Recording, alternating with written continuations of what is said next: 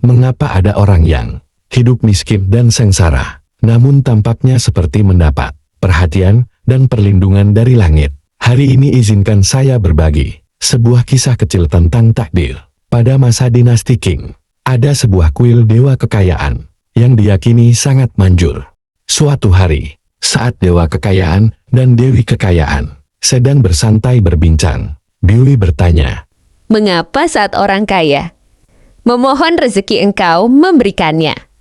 Namun saat orang miskin memohon, engkau tidak menggubris?"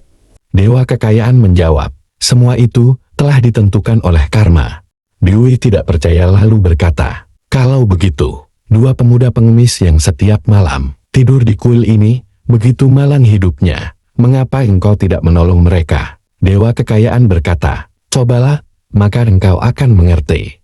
Maka dewa kekayaan menaruh sebatang emas di jembatan yang pasti dilewati kedua pengemis itu saat pulang ke kuil. Ketika mereka sampai di ujung jembatan, sang kakak berkata, "Bagaimana kalau kita pura-pura menjadi buta dan berjalan menyeberang, lihat siapa yang lebih cepat?" Adiknya menyetujuinya. Keduanya menutup mata dan berjalan melewati jembatan, dan mereka melewati emas itu tanpa menyadarinya. Dewa kekayaan berkata, "Bukankah aku sudah bilang?" Dewi berkata, "Kalau begitu tanam emas itu di dalam abu pedupaan. Mereka setiap hari mengaduk abu untuk menghangatkan tangan. Pasti mereka akan menemukannya." Dewa kekayaan menghela napas dan berkata, "Cara itu akan mencelakakan mereka." Dewi menjawab, "Jika mereka menjadi kaya, tentu mereka dapat hidup lebih baik. Bagaimana mungkin itu mencelakakan?"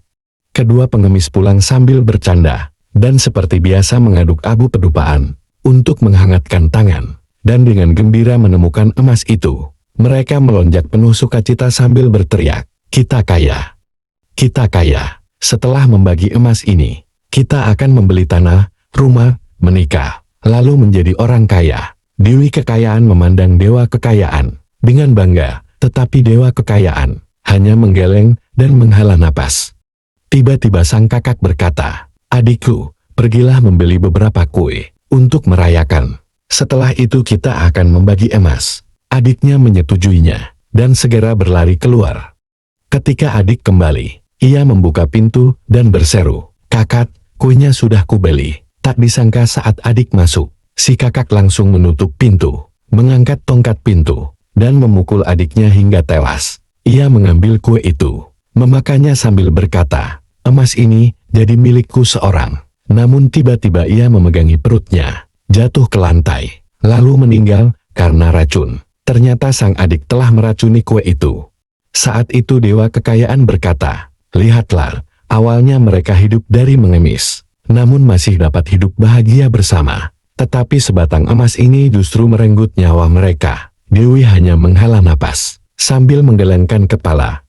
Sahabat sekalian, orang dahulu berkata, jika kebajikan seseorang tidak sebanding dengan kedudukan atau rezeki yang diterimanya, bencana pasti datang. Di mata banyak orang semakin banyak uang itu semakin baik, dan ukuran kesuksesan dianggap hanya pada kekayaan. Namun, apabila seseorang tidak memiliki kemampuan dan tidak menumbuhkan kebajikan, maka kekayaan justru akan mempercepat kehancurannya.